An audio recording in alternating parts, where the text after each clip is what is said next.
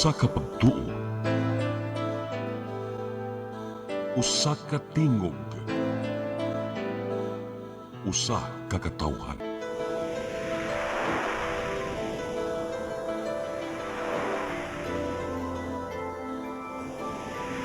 Cebu Catholic Television Network.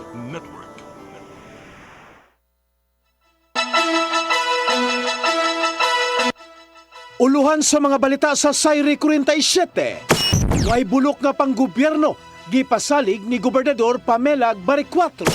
Samtang libuan ka mga job order o casual employees wa na makabalik sa ilang trabaho sa Cebu City Hall. Mga ebidensya nga nasakmit gikan sa Gironda nga illegal drug laboratory, positibo nga party drugs. 47 anyos nga driver napalgang patay sa gimanihong taxi sa Mactan, Dakbayan sa Lapu-Lapu. Sugbo, Kabisayan ug Mindanao, Pilipinas ug katawhan kutos maabot sa tong Sibya sa tibuok kalibutan mayong hapon. Live kita karon sa CCTN Channel 47 ug kini ang tulumanon sa nag-unang kasayuran nga angay natong masayran.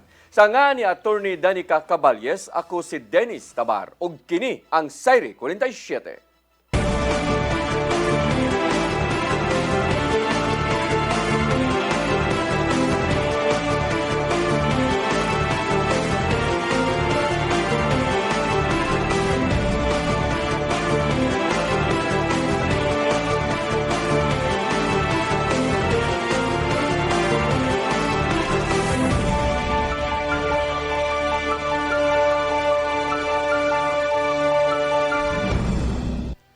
Ug karon sa kumpletong detalye sa atong mga balita, Gobernador Pamela Baricuatro misaad nga ipatigbabaw ang way bulok sa politika ang papangobyerno sa probinsya sa Sugbo. Subay kini sa hinahinay na nga pagpatuman sa iyang agenda di nag-una ang health services. Ang kasayuran ihatod ni Gian Navarro.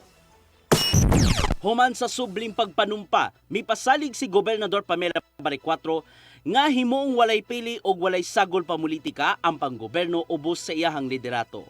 Sa iyang inauguration ceremony kagabi, gibutyag ni Baricuatro nga andam siyang moabag sa bisan kinsang opisyal o individual bisan pa man og managlahi ang alyansa sa politika.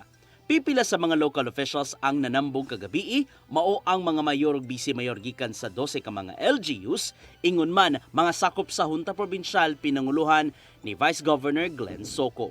Sa una niyang termino, misaad si Baricuatro nga hatagan og pagdagad ang mga suliran sa kalungsuran gikan sa panglawas, pagpanarbaho ug pagsumpo sa korupsyon. Gawas sa mga priority agenda nga gihanay, mipadayag si Baricuatro nga iyang i-recalibrate ang kasamtangang mga programa sa manalang sa Sugbo Negosyo ug Sugbo Kahanas. Subli niyang gihimugatan nga hunungon ang uban pa mga programang may labot ang turismo din matod pa, gasto na kaayo. That is why today, I reaffirm the promises I made during my campaign. To strengthen our healthcare system, to create meaningful jobs, to end corruption. Walay SOP. And to restore dignity to public service. Numero 1 sa listahan ubos ang agenda mao ang pagpalambo sa provincial ug district hospitals ug pagpaduol na sa healthcare services sa mga lagyong dapit. Gawa sa igong pundo, magbaton sila og igong gidaghanon sa mga doktor, nurse ug hospital staff, mao mag-hiring sila og daghang mga tawo sa dili pa mahumaning buwana. Isip pagtuman, nakikita karong hapon si Baricuatro sa mga hospital chiefs, mga batid sa medical field ug ubang opisyal aron pagtuki sa mga giatubang nga hagit. Gikan sa mga makuhang impormasyon, makahimo sila og dugang pang action plan aron hayan mas ma-upgrade pa ang mga tambalanan. We will deploy mobile clinics by July 7 and mobile kitchen to reach even the most remote barangays. Walay pamilya nga pasagdan tungod lang kay layo sila sa syudad. Nanikuha usab ang liderato ni Baricuatro nga gawa sa dagsaon sa mga bisita ang Sugbo, himoon kining investment hub sa mga magpapatigayon dinhi og gawas sa nasod. Isip pagtapos sa iyang pamulong og sa mismong seremonya, misado sab ang bag-ong gobernador nga dili niya pakyason ang mga Sugboanon. I thank every Cebuanos who voted not just for me, but for a better province. Nadungog na ang inyong tingog, and I will not fail you. Dili tamo pakyason. Navarro, CCTN News. Wa na makabalik sa ilang trabaho ang libuan ka mga job order employee ug mga kaswal nga mga empleyado sa Cebu City Hall sukad kagahapon. Gipinasubay kini sa gilotang mando ni Mayor Nestor Archibal nga no appointment paper, no work nga pirmado ni atong Hunyo 30. Mulapas na sa 3,000 ka mga job order personnel ang wa makaduty kay nangayo pa sila og bag-o nga project proposal gikan sa mga department head. Matod sa personal department head nga si Henry Tumaladkad nga nagpadayon ang pag-renew sa mga appointment papers alang kanila. Sa kasamtangan, anaa pa sa 1,400 ka mga empleyado ang mahimong makabalik sa trabaho o nga mapun-an pa kini. Tungod kay adunay giandam usab nga listahan ang transition team ni Mayor Nestor Archibal alang sa dugang pa nga mga trabahante sa City Hall. Mandawi City Mayor Junque Uwano nibisita sa Mandawi City College karong adlaw. Nasuta nga ang kakuwang sa classroom. Tungod niini adunay ibutang nga mga kasamtangang istruktura isip dinalian nga pagtubag sa problema. Ang kasayuran ihatod ni Mary Rose Sagarino. Gisusi kaganinang buntag ni Mandawi Mayor Junque Uwano ang kahimtang sa Mandawi City College. Gitanaw ni ini ang mga pasilidad ingon man ang classroom setup. Nasuta nga dili momino sa 7 ka classroom ang kuwang sa tunghaan aron ma-accommodate ang kapin 2,000 ka mga tinun-an. Tungod ni ini, matud ni Uwano nga adunay ibutang nga temporaryong struktura nga mga canopy sa parking area sa eskwelahan. Ang Mandawi City College ang usa sa mga prioridad nga programa ni Uwano. Plano ni ini nga magtukod og bag-ong campus apan tungod kay dugay pa man kini mahuman, magamit lang una og temporaryo nga struktura ang mga tinun-an. Murag canopy lang para maka-accommodate tag more students. Pero mo lagi na open ang walay mga bungbong. No, para sila mauwanan. This is only temporary. Again, while we build our new Mandawi City College, there is a Norquis Park na site nato niya. Tinguha nga mahatagan og campus ang MCC aron mas mapalambo ang edukasyon ug mas modaghan ang estudyante nga madawat sa tunghaan. Sa pagkakaroon nagsugod na sa ikaduhang batch sa interview ang MCC alang sa mga wala nakapasar sa ilang entrance exam apan ang tinguha nga makasud sa tunghaan. Di makapasar actually sa interview ikuan og laing nga program. I-advise, i-refer og laing nga program. Panalitan sa ga-interview makita iya trend kay mauni so adto sila i-recommend refer. Makahinumduman nga nidagsa ang mga tinunan sa City Hall aron mangayo og endorsement letter apan kinahanglan paghihapon sila nga mopaubos sa ranking og interview sa MCC. Mas gipadaghan sa MCC ang ilang dawaton nga tinunan ngadto sa 700 aron makapasod sa pipila ka wala nakapasar sa exam. Mary Rose Sagarino, CCTN News. Mandawi City Hospital nakasinati usab og problema sa naginapos sa ilang medical waste. Ang problema mao ang usa ka nakita ni Mayor Junque Uwano sa iyang pagbisita sa Tambalanan kaganinang buntag. Atong sayran ang kasayuran sa pagbalik ni Mary Rose Sagarino. Sa storage na himutang loyo sa building sa Mandawi City Hospital, nagtipunog ang mga infectious waste gikan sa Tambalanan. Suma sa mga taho, kini nga mga basura wala makolekta sud na sa kapin sa tuig. Gani ang uban ang gitipigan sa laing storage na himutang sa kanhi North Bus Terminal sa Barangay Subang Dako. Hinuon sa higayon nga mas mapuno ang storage sa hospital. Kolektahon kini sa City Environment and Natural Resources Office aron ibalhin sa Subang Dako. Ang pangu sa Mandawi City Hospital nga si Dr. Ligaya Lacambini Dargantes aduna hinuoy pasalig nga disinfect ang maong hazardous waste. The hazardous waste are treated prior nga ibutang sila dinha nato sa likod. So gidisinfect sad na sila dayon kanang ibutang yun sila sa yellow nato nga plastics just to kanang ma-designate lang yun sila ba makita sa mga tao nga infectious. Gitudlo nga hinungdan nga nung wala makolekta ang basura tungod ang kanhi partner nga hauler adunay issue sa lisensya. Ang Tambalana nakigalayo na sa bag-ong partner nga gimanabanang magsugod na sa operasyon sunod semana. Ang nagtipunog nga medical waste ang naabtan og nakita ni Mayor Tadeo Junque Uwano ato sa iyang pagbisita sa Tambalanan kaganinang buntag aron pagsusi sa mga pasilidad o kinatibuk ang kahimtang niini. Until then, manamong ipa-priority, pa-follow up nato sa atong team kung unsa na niya sa provider kano sa gyud nila ma-pick up ning mga medical waste diri sa City Hospital and nanto sa North Bus which is located in Barangay Subang Dako kay duol biya na sa daghang mga balay diha sa dapita. Ang pagtukod og moderno nga City Hospital mao ang usa sa prioridad ni Uwano. Apan sa pagkakaron gitutukan una ang pagtubag sa dinaliang panginahanglanon sa masadugang doktor ug kagamitan. Aron mas mapadali ang paghatag sa mga request, nagmando si Uwano sa pagbugna og duha ka grupo sa Bids and Awards Committee. So that's why we're proposing book-on ang back na ay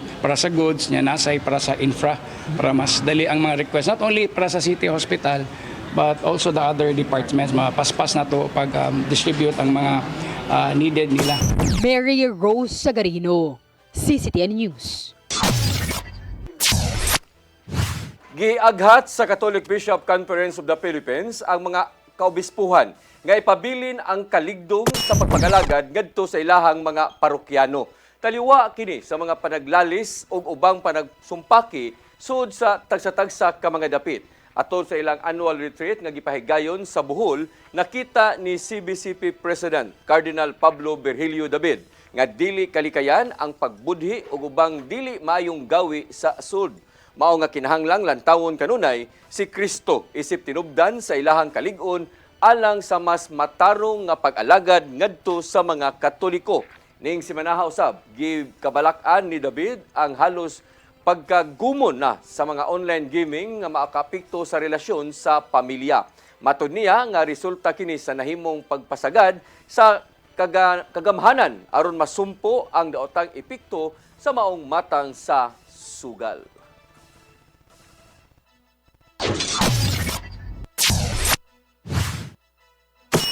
Mosunod, mga ebidensya nga nasakmit gikan sa gironda nga illegal drug laboratory, positibo nga mga party drugs. Kanaog daghan pa mga balita sa pagbalik sa Sayri 47.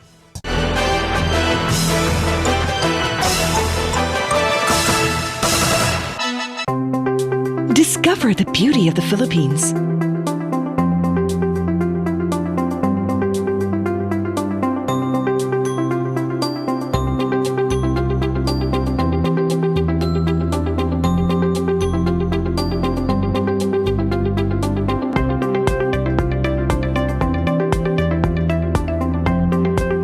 With Philippine Airlines, the country's flag carrier.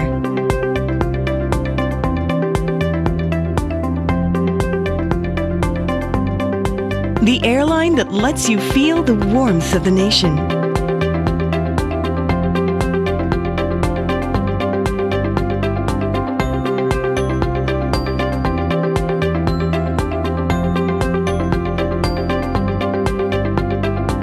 Mabuhay!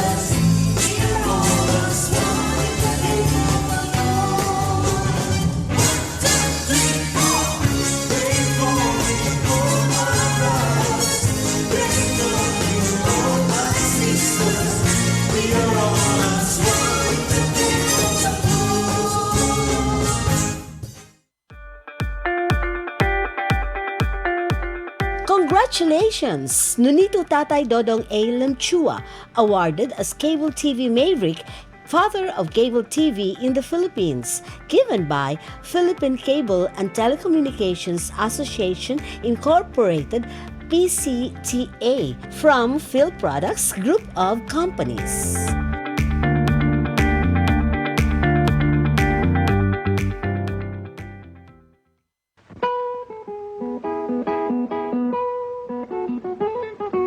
Caridad Sanchez, usa sa pinakamaayong character actress sa Philippine cinema.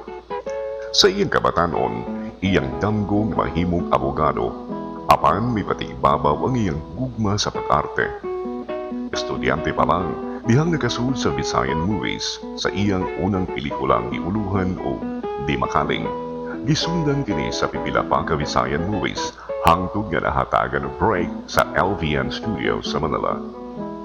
Sa ubay-ubayng pelikulang iyang nahimo, siya gipasidunggan og Lifetime Achievement Award sa Star Awards niadtong 1999. Nahimong Best Supporting Actress sa FAMAS o Film Academy of the Philippines sa mga pelikulang Bagong Buwan ug Maalala Mo Kaya the Movie.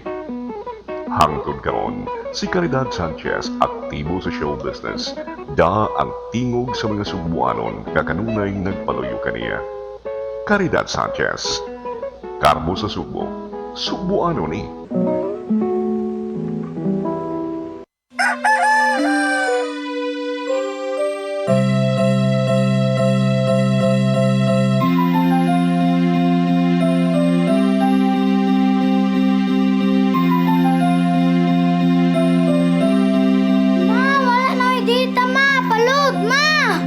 Sorry ma'am, na-late ko.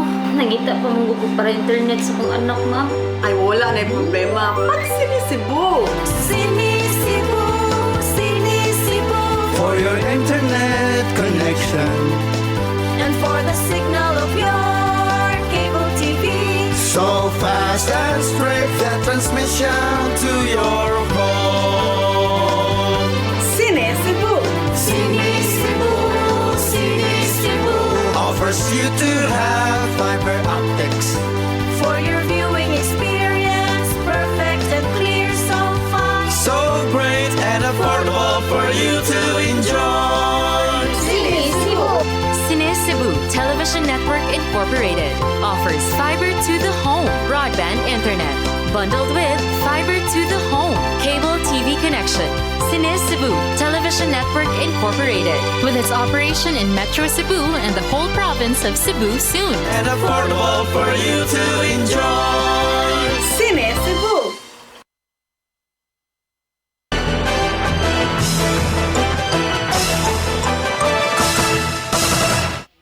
Balik sa atong mga balita, mga ebidensya sulod sa lawak sa apartment sa Barangay Zapatera nga gihimong illegal drug laboratory nagpositibo sa gihimong chemical analysis sa PDEA 7 nga usa ka party drugs. Nagpasabot kini nga lig-on ang ilang ebidensya batok sa mga sospetsado. Ang kasayuran hatod ni Arnold Bustamante. Nagpositibo sa party drug sa gitawag nga methylene dextromethamphetamine kon MDMA ang mga ebidensya nga nakuha sa mga sakop sa Police Regional Office 7 sa sulod sa lawak sa apartment nga giabangan ni Stephen Tapulado nga usa ka chemical engineer nga nimutang sa dalan na diha ko sa Lim Street, Barangay Zapatera sa Dakpen Sugbo nga gihimo nga drug laboratory. Amo nga mga nakuhang ebidensya sama sa mga powder, kapsula sa tabletas o guban pa gipaubos kini sa chemical analysis sa mga chemist sa Philippine Drug Enforcement Agency 7 ato sa pagronda sa kapulisan. Mato ni Police Brigadier General Rodrigo Marana ng hepe sa Police Regional Office 7 nga nagpamatuod kini nga ang apartment sa suspitsado gihimo gid niya nga lutuanan sa illegal nga druga sama sa ecstasy, shabu ug cocaine. At ang ibig sabihin niyan ay yan yung pinaka main ingredient ng party drug. So ibig sabihin positive sa party drug yung ilang chemicals na na-recover doon, no? At yun namang mga powdery substance na na-recover, medyo madami yon sa iba't ibang pakete, sa nakalagay sa mga plastic, mayroon pa nakalagay doon sa mga metal containers, ay kasalukuyang sumasa ilalim pa sa technical analysis ng ating mga chemists. No?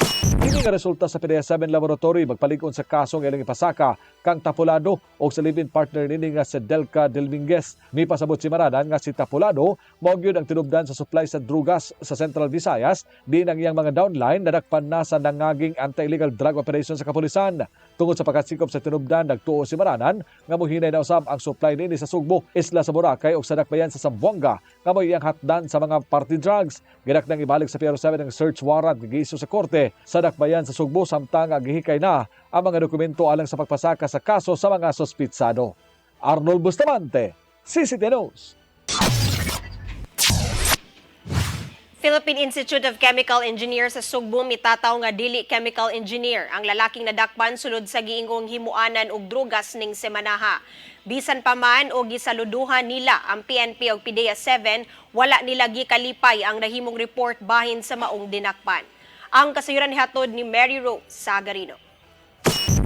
Gitataw sa Philippine Institute of Chemical Engineers Cebu Chapter nga dili usa ka chemical engineer ang lalaking nadakpan gikan sa gingong himuanan og droga sa Barangay Zapatera, syudad sa Sugbo. Sa gipadang statement sa media, gitataw nilang dili lisensyado si Stephen Tapulado ug wala siya nakahuman og kursong chemical engineering. Maong dismayado sila sa mga nanggawas nga reports gikan sa kapulisan bahin sa identity sa maong dinakpan. Sumapa usab sa Pichi Cebu nga resulta kini sa gayong sayop nga representasyon sa media bahin sa nahitabong operasyon. Gikasag muyo nila ang nahimong identity kang Tapulado. Maong apektado ang kaligdo nga giampingan sa mga sakop sa ilahang grupo. Maong gibasol nila ang mga media outlet sa gayong irresponsableng pagbalita nga nakaapekto usab sa maayong tinguha sa chemical engineers nga maong pagpalambo pa sa industriya. Gisaluduhan nila ang kapulisan ug Philippine Drug Enforcement Agency sa nahimong malampusong operasyon. Giila nila ang nahimong pagpaningkamot aron hayan mahilayo ang katilingban sa daotang epekto sa ginadiling drogas. Mary Rose Sagarino, CCTN News. Office of Civil Defense 7 miuhag sa tanang pamilya nga sugdan ng ilang panimalay ang pagpangandam sa kusog nga linog. Kinahanglan usab nga seryosohon ang matag earthquake drill aron adunay igong kaalam kung ugaling may tabo ang katalagman. Ang kasayuran hatod ni Gian Navarro. Karong gisaulog ang Disaster Resiliency Month, gingosgan sa Office of Civil Defense 7 ang pagpangandam batok sa epekto sa kusog nga linog na magsugod mismo sa ilang pamilya. Mato di OCD7 Director Joel Erestein nga ang matagbalay kinahanglan andam sa mga angayang buhaton kung mutay og manang linog. Sama na kini sa pagbaton og emergency numbers hangtod na sa mga basic essentials nga dad-on kung mamakwit man. Kasi isa sa pinakamalaking cause of death, pag nagpanic, like pag-stampede, hindi mo na alam saan lalabas, pero I want you to be like that. Pagka kayo trained, alam nyo na kung ano yung gagawin ninyo, I want you to be like that, na kayo yung tatayo, huwag kayong magpanic, ayusin natin to, o nandito ako. Kinahanglan usab ang paglambigit sa katawhan kung pagandaman ng linog o uban pa mga katalagman. Kini aron masimuong sayo na pagtubag sa mga responders gikan silang buhatan ug sa LGU subay sa gitinguhang tumang kaluwasan sa tanan. Maong dili ang iyang kakumpiyansahan ang bisan unsang katalagman sa tanang panahon. Subay nini nanawagan sila sa publiko na seryosohon ang matag earthquake drill. Still one too many kasi may namatay pa rin, pero at least alam natin pala na pag naghahanda, there's no such thing as natural disaster. Disasters are man-made. All are man-made. That's how we prepare for it. Sa miyaging simana, nagpahigayon ng OCD7 o quarterly nga National Simultaneous Earthquake Drill diin, gihimong host venue ang Danau City. Nakahigayon sa pagbansay ang mga sakop sa DRRMO ug ubang otoridad alang sa pagtubag sa alarma kung maigo man sa kusog nga linog ang dapit. Hinuon gikalipay kini sa LGU Danau City ug sa ilang DRRMO ang mga nakuhang assessment gikan sa OCD7 aron magamit sa subsob nilang pagpangandam sa disaster response. During that time, you observe daghan tag mga kwansa, daghan tag mga observers, no, from different agencies. So we have the RCD, we have the Philippine Army, we have the Bureau of Fire. Navarro, CCTN News. Gipakita sa Police Regional Office 7 ang mga bag-ong kahimanan nga gipada sa Campo Crame alang sa pagpalambo sa operasyon sa kapulisan dinhi sa Central Visayas. Kini subay na sa programa sa PNP Chief diin tanan nga mga pulis gikinahanglang makabot ang 5-minute response time sa tanan nga alarma nga mahitabo. Ang kasayuran ihatod ni Arnold Bustamante.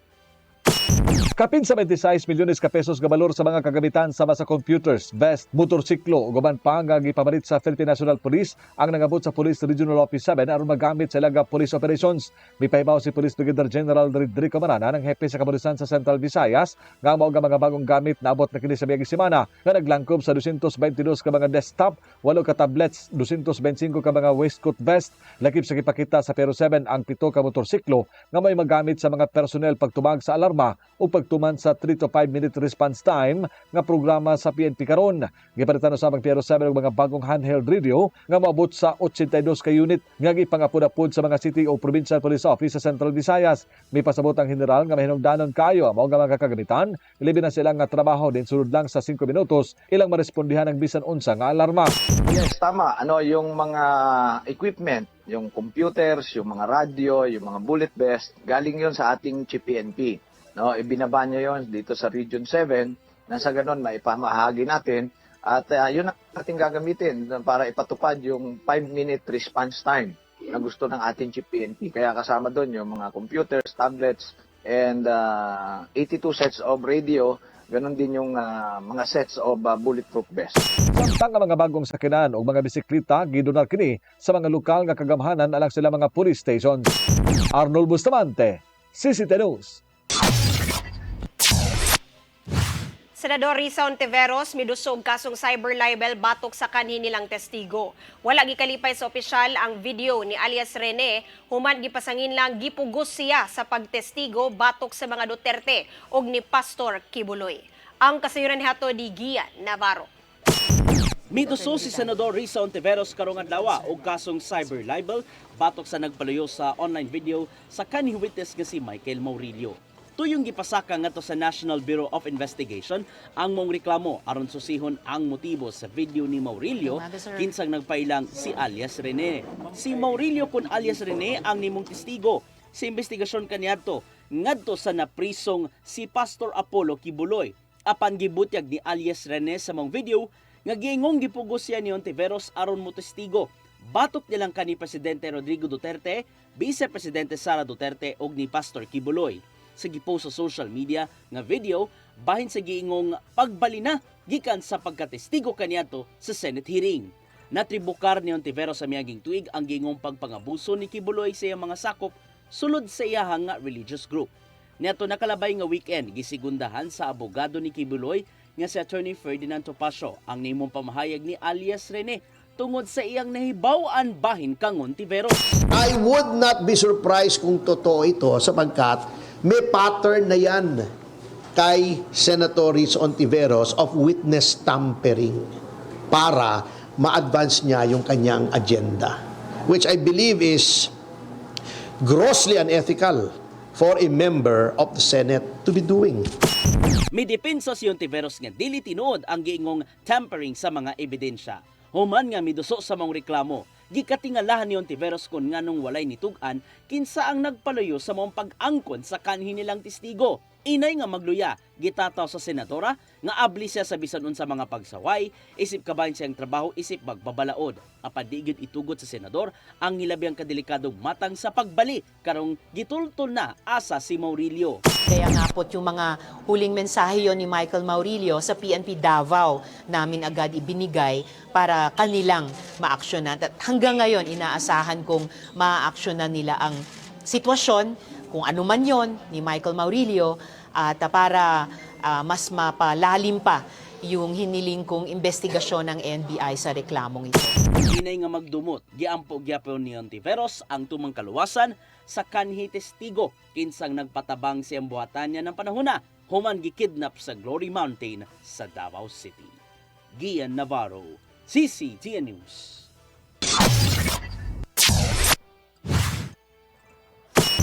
Mosunod, 47 anyos nga driver napalgang patay sa gimanihong taxi sa Mactan, Dakbayan sa Lapu-Lapu.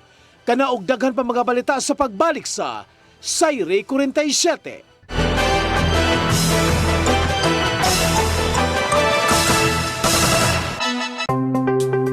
Discover the beauty of the Philippines.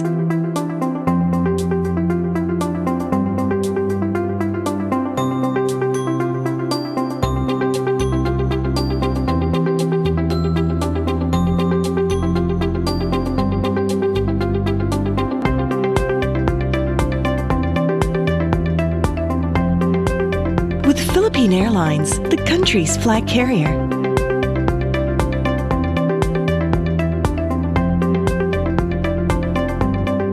The airline that lets you feel the warmth of the nation.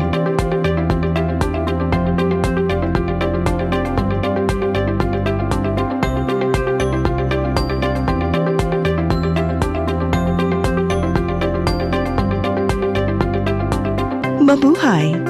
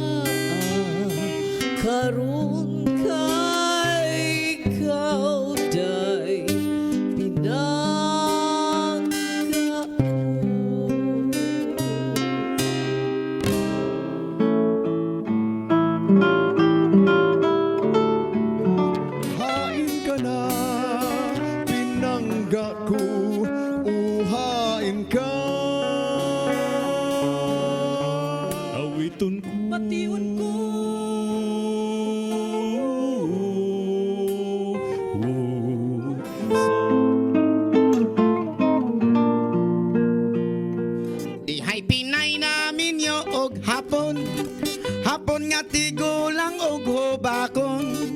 Sugod siya kay iya lang hokhokon, og iya lang oto-otoon. Ay pas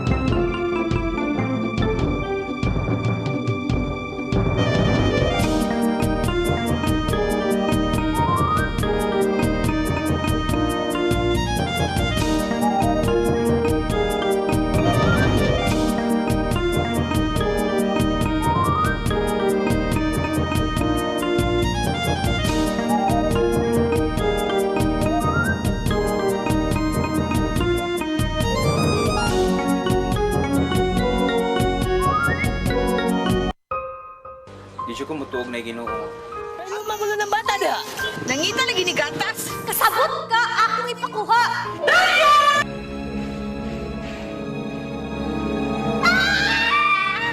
Ug naa sa unang Timoteo 3:15 nga ang iglesia sa buhi nga Dios mao iyang panimalay ug mao ang haligi og sukaranan sa kamatuoran. Mayo! Asay tayo! May hatag lang unta kong gatas para sa inyong anak. Basin kadahong ka nga ikaw ang gwapa sa tibok kalibutan. Unsay reparation, Monsignor? Buhi kag laing bata aron mabayran ang imuhang nahimo nga dakong kasalanan.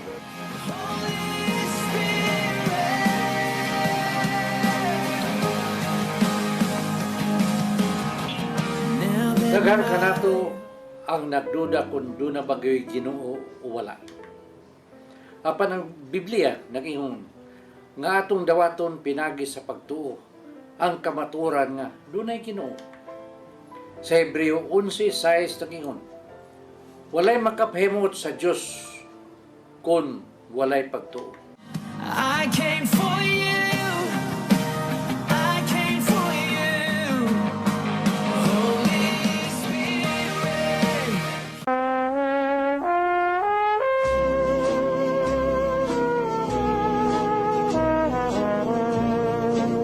Holy Spirit. Gloria Sevilla, reyna sa pelikulang Binisaya.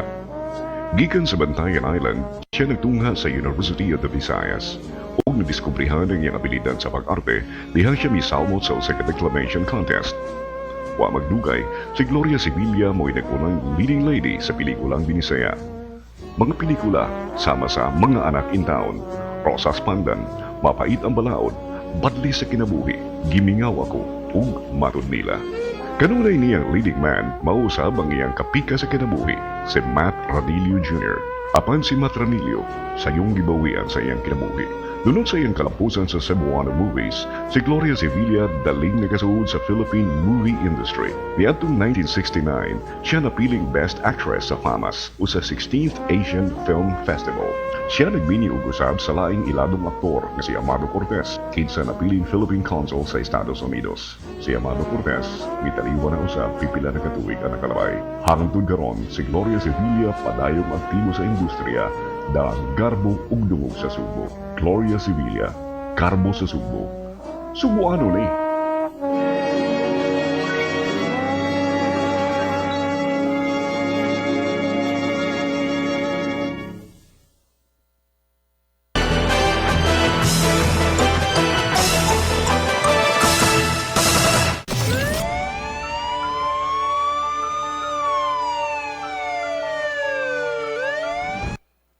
Balik sa ato mga balita, patay nang napalgan sud sa iyang taxi ang usa ka 47 anyos nga taxi driver sa usa ka open parking lot sa may sitio Kaisko, Barangay Mactan, Dakbayan sa Lapu-Lapu, kaganina nga buntag.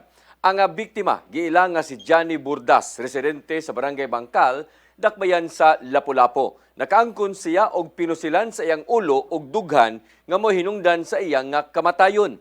Sa inisyal nga investigasyon sa kapulisan, posibleng nahitabo ang maong krimen pasado alas 3 sa kadlawon. Tulis, may usa sa gitan-aw nga anggulo sa kapulisan tungod kay nawa ang cellphone ug pitaka sa biktima. Dagan ang meter, alas 7 na to gipaw ang meter, gikuha to ang iyang resibo.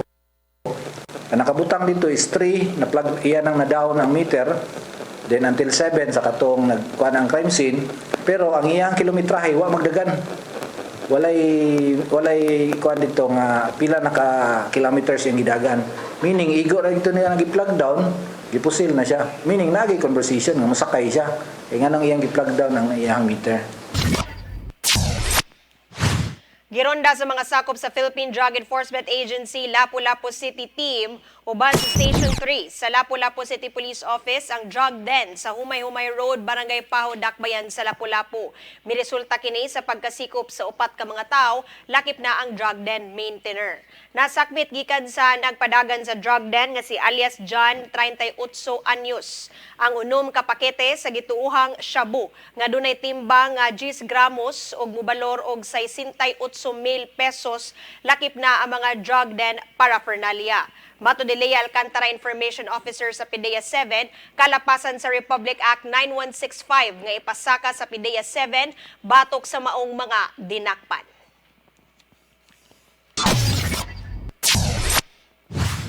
Mo kadtong naglangkob sa atong mga balita sa Sayre 47, ako si Dennis Tabar. Ako si Danica Cabales, sangtod ugma sa inyong paboritong tulumanon. Sayre 47.